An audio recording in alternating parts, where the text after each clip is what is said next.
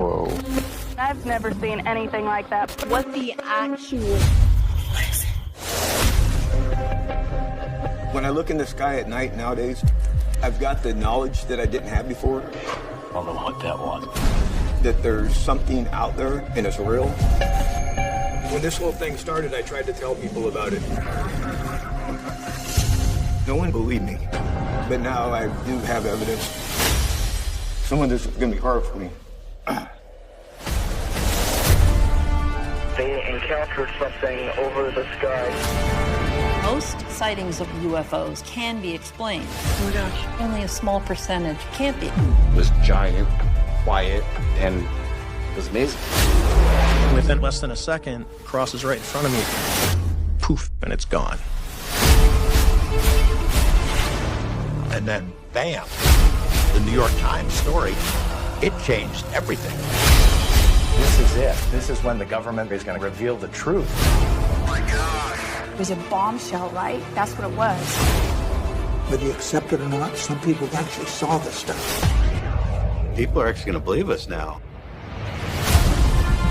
Imagine if it was acknowledged officially that UFOs exist.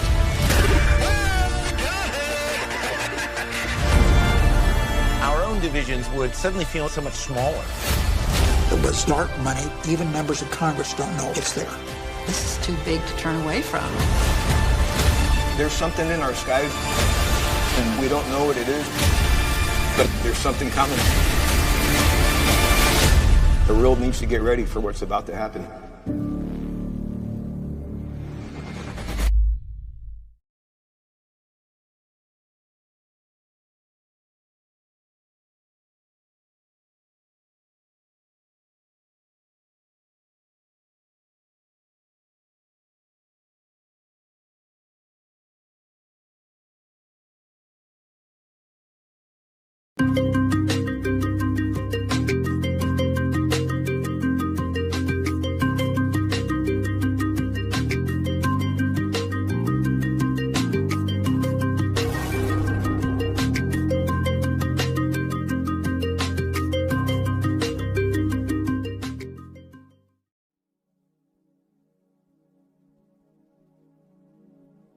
Boy, these last few nights on UFOs have really stirred up the loony bin, I can assure you.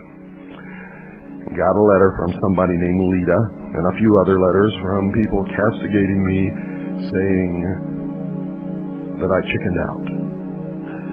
Saying that I'm not telling the truth when I say I don't know if extraterrestrials are real or not. And they cite passages from my book, which they have not read. They claim to have read it, but like most who read my book, they have not read it. So I'm going to read them the parts that they skipped. And I'm also going to tell you, despite everything that's written in this book, there is no proof for the existence of extraterrestrial life in the universe or on this earth or in our skies. There are letters written by people who cannot be found, people who wrote letters who can be found, who will not comment on the letters. There is a letter written by an astronaut to the United Nations who now claims that he didn't write it. And all kinds of things, folks. Despite what you read in this book that makes you think that extraterrestrials might exist, none of it is proof. Not one single bit of it. And that's the problem with this UFO subject. There is no proof. And when people read my book, they don't read what I wrote. They read what they want to hear. They read what tends to verify what they already believe or what they wish to believe. So, in my book, on page 196, at the beginning of the chapter concerning UFOs entitled The Secret Government, under the paragraph headed Perspective, let me read to you what you obviously did not read. And remember, this book has been in print for a whole bunch of years. Many sources of information were used to research this chapter. I originally wrote this piece as a research paper. It was first delivered at the MUFON Symposium on July 2nd, 1989 in Las Vegas, Nevada. Most of this knowledge comes directly from, or is a result of my own research into the top secret MAJIC, spelled M-A-J-I-C, material, which I saw and read between the years 1970 and 1973 as a member of the intelligence briefing team of the Commander-in-Chief of the Pacific Fleet. Since some of this information was derived from sources that I cannot divulge for obvious reasons, and from published sources which I cannot vouch for, this chapter must be termed a hypothesis. A hypothesis. Now, I want all you loony bin people to go look that word up and make sure you understand what it means. I continue. I firmly believe that if aliens are real, this is the true nature of the beast. It is the only scenario that has been able to bind all the diverse elements. It is the only scenario that answers all the questions and places the various fundamental mysteries in an arena that makes sense. It is the only explanation which shows the chronology of events and demonstrates that the chronologies, when assembled, match perfectly. The bulk of this I believe to be true if the material that I viewed in the Navy is authentic. As for the rest, I do not know, and that is why this paper must be termed a hypothesis. I have since come to believe that the material that I viewed in the Navy is not correct, but in fact was a deception. And I base that upon an awful lot of evidence that you can count as proof. Now also, on page 234 of my book, I make it very clear what I believe. Very clear.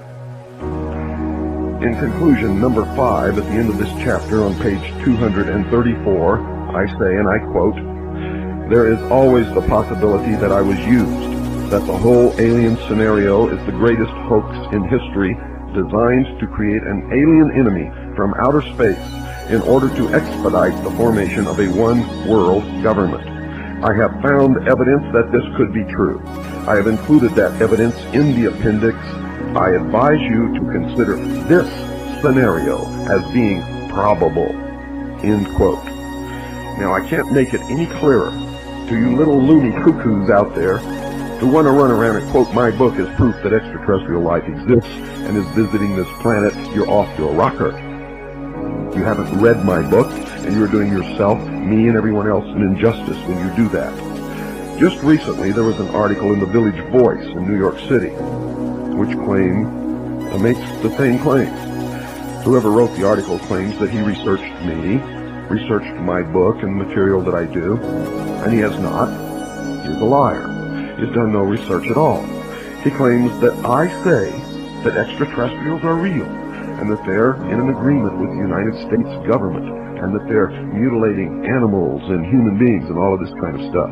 And I've never said that I ever even saw anything that said human beings were mutilated.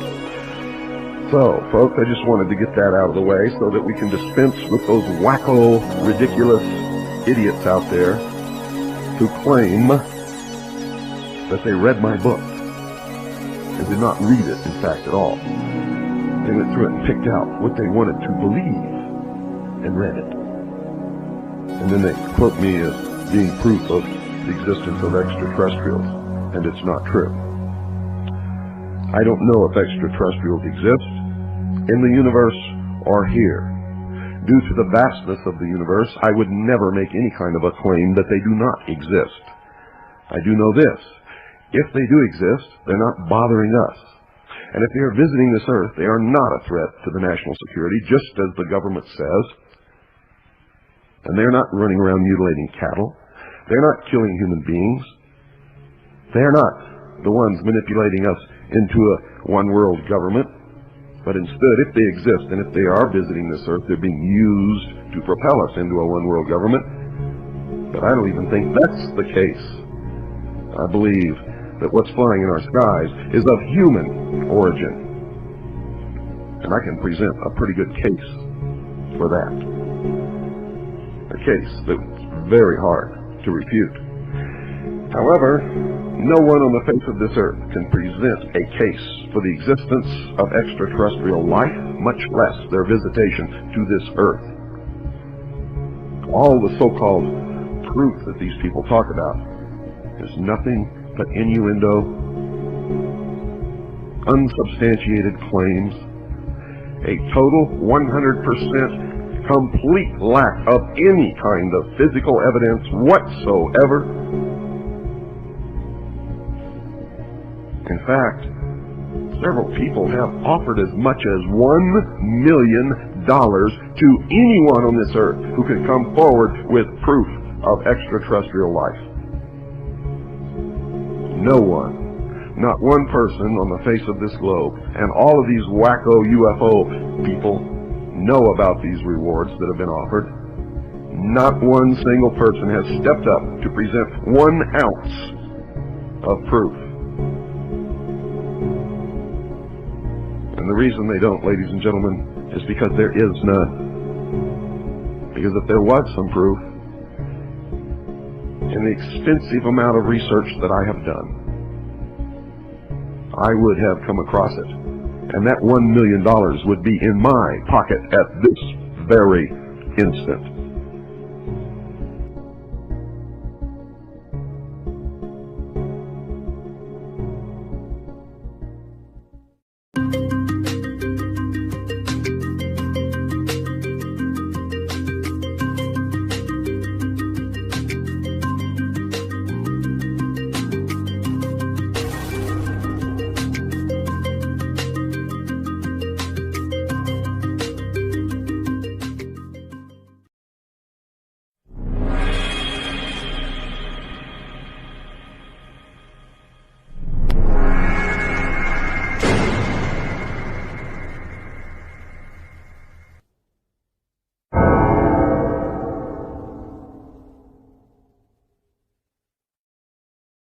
At that time, and even for many years afterwards, I did not believe that the government would use me in that way. I had devoted my whole life to government service. I had been in the Air Force, I was in the Navy, I was a river patrol boat captain in Vietnam. I had proved myself. I had combat ribbons with the V for Valor. There was no doubt of my loyalty to my country. And maybe that's why it was so easy to use me, because I wouldn't doubt that what I saw was real. But over the years, I've done a lot of research. And what I've discovered is there's no proof existing anywhere that extraterrestrials are real, or that have ever visited this planet, or that they exist anywhere in the universe. There is not one shred of evidence anywhere. There is lots of evidence, tons of it in fact, that there are a group of people collectively known as the Illuminati who want us to believe in some extraterrestrial threat from space so that they can cause a world government, bringing together of all the people to resist that external threat. And the first time that I saw any reference to that, I was reading some papers from the Carnegie Endowment Fund, and there was a record of a speech. It was a dinner for Viscount Ishii of the Japanese delegation, the Japanese imperial delegation, in 1917. And John Dewey was one of the speakers. And the first sentence out of his mouth, as I was reading this, I almost fell out of my chair, because this was in 1917. And he said, the best way to cause all the people of the world to come together in one world government and end war forever would be if we were attacked by some other species from some other planet. And boy, that just clicked with me, and I knew that that this is just another scam. This is the age of deception. There's no doubt about it. And then 8 times during Reagan's administration, he inserted almost the exact same phrase into 8 of his speeches. Perhaps we need some outside universal threat. I occasionally think how quickly our differences worldwide would vanish if we were facing an alien threat from outside this world. And yet, I ask you, is not an alien force already among us? What could be more alien to the universal aspirations of our peoples than war and the threat of war? And it's a scam. That's what I can tell you. What they call UFOs, these craft that fly around the sky, are real. But they're not piloted by some little green guy from some other planet.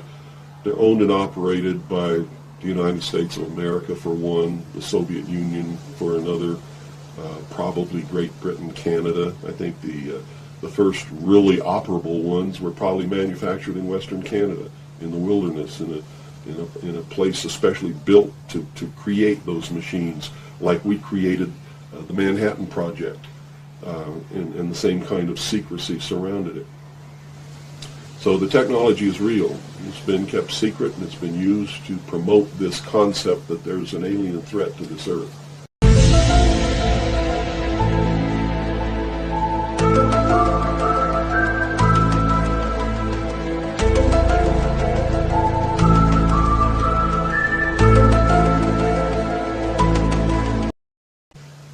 The cattle mutilations I've discovered in my research are nothing more than what's left after the government does its secret tests on the low-level radiation leakage from its atomic weapons assembly plants and atomic power plants. It's a low-level radiation monitoring project. And if you look at what's missing in the cattle, you'll see that it's just as clear as day. They take the lips, they take the tongue, they take a 6-inch patch of skin, they core out the rectum, the colon area, where those kinds of things would collect. They pass through the digestive system. On female cows, they take the udder to check for low-level radiation in the milk. Is it being passed to the calves? And these are all grazing animals that graze on the grass where the radiation falls when it falls from the air. And it's just an incredible deception. And I'm just amazed that people have fallen for it in the manner that they have in the absence of any proof whatsoever. I mean, they cite hearsay as proof. Well, what about all of the alien abductions? They're not abductions. They're the results of a tremendously successful and very sophisticated mind control operation, all of which has been in development. Well, they started working on those kinds of things since before World War II, but they have perfected them. On my website, I have a patent of a machine that can read your brainwaves, can recombine them in a computer and send them back to you and make you think things happened that never happened. I mean, you can't get a patent for something like that unless it really works. You have to prove it to the patent office. It works. A patent was issued. And this is just one of the things that snuck by them that hasn't, because when people invent things like this, they're sucked up by the government immediately, and then they're put behind the veil of national security and classified, and then nobody knows about them. But every once in a while, something sneaks by them. And when you do these searches in the patent office and the trademark office and in the copyright office, you come up with some real gems once in a while, and that was one. Also, the congressional investigations into the intelligence community has revealed the existence of these programs. I mean, there's no secret about it. It's documented. Project Artichoke, Project MK Ultra, MK Naomi. I could go on and on and on all day long. And if you had the time in your movie, we could lay out all the documentation, which is official government documentation, and prove beyond any shadow of a doubt that it's true. But that's what it is. It's not extraterrestrials coming down. The human body cannot pass through walls or roofs, or through windows that are closed. This is all the product of the imagination and people's willingness to believe something because they want it to be true. I don't know why they would want it to be true. You see, because if it were true, these are not friendly aliens. They're doing some terrible things to people. If I were to kidnap somebody, pass them up through the roof, and take them somewhere, and perform operations on them, and take samples of semen and ova from their reproductive organs, and plant thoughts in their mind, and all this kind of stuff, and then bring them back, guess where I'd be right now? In prison. That's kidnapping. It's criminal. It's a terrible thing. So there's a morbid sense about all this too, as if people want to be hurt for some reason. I don't understand that, but that certainly is something that somebody needs to look at. Why do people feel that this needs to be real? What in them says, I want to be abducted and abused and kidnapped and raped and all of this stuff against my will? Because they seem to take some kind of satisfaction that this is happening. And nobody's talking about the fact that this is a terrible thing to happen. If I were to do that to you, you wouldn't be too happy, would you? But somehow it's okay if an alien does it? I don't think so. It's all bullshit. It's a lie. Well, at this point, I've done so much research on this. I have to tell you, there's only one way this is going. There's going to be a civil war in this country. And I hope the outcome of the war will be the reinstatement of constitutional Republican government. But whenever you have a war like that, you're going to have competing factions to be the winner. And whoever really has the power in the end is going to institute whatever kind of government they feel should be there. There are people in this country who believe that a religious theology or theocracy should prevail. Well, if that happened, we'd have burnings at the stake again, and inquisitions, and heretics, and all of these kinds of things. So that can't be allowed to happen. Can't be. Doesn't matter what my religion is. It can't be allowed to happen. There are people who want a socialist government, much like the one in Sweden. There are people who want to create in the United States what the Soviet Union had hoped to be. There are real Nazis, all of them socialists. Hitler was a socialist. So I see the future as being tremendously dangerous for all of us. Me and many others like me are going to perform a valiant attempt to reinstate, restore legitimate, lawful, constitutional Republican government. Whether or not we're going to be successful, I can't tell you. But I will tell you that once this war starts, it's going to be terrible, it's going to be bloody, and it'll last for 10 or 15 years. That's the nature of this kind of conflict. If you look around at all these mountains around here, there's enough guns, ammunition, supplies, clothing, and food buried in these mountains to support an army for 15 years. And I don't think the American people realize that they're on the brink of a civil war. You see, there are many of us who took an oath when we went in the armed forces, and we meant it. We volunteered. We weren't drafted. We care about this country. And the oath was to protect and defend the Constitution against all enemies, foreign and domestic. And we will fulfill that oath, even if it means we die in the process of doing it. It's that simple.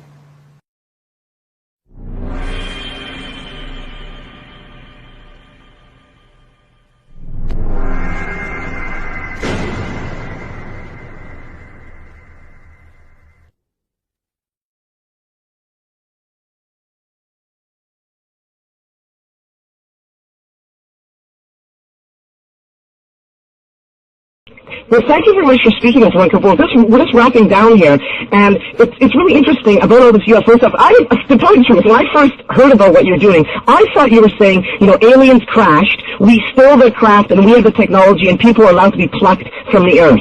But as you've told me now, that's wrong, right? From what you did not mean that. Well, it knows everything that's going on. My paper, the initial press release that I did was called Operation Majority, and it was a list of things that I could remember seeing pertaining to UFOs in top-secret documents while I was in Naval Intelligence. The second document that I released was called The Secret Government, which, if what I had seen in those documents was true, and if what I'd been able to research was true, and that others had researched, and documents released under the FOIA were true, then it was, in fact, the history as close as anybody's ever been able to write the history of extraterrestrial visitation to this Earth. If not, it's what they want us to believe. And at the beginning of that, I had a hypothesis statement saying that this is a hypothesis based upon this, this, and this, which has been taken off.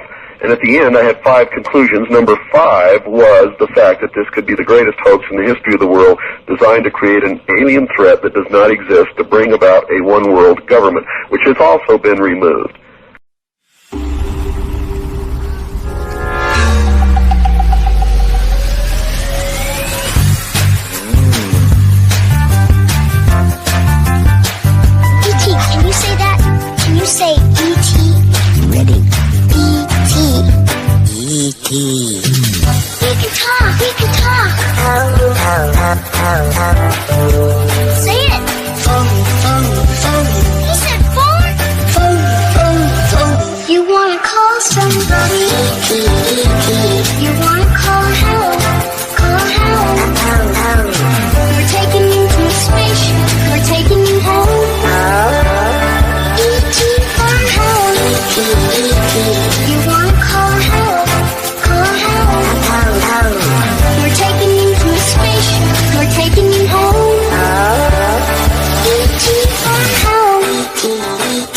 You wanna call?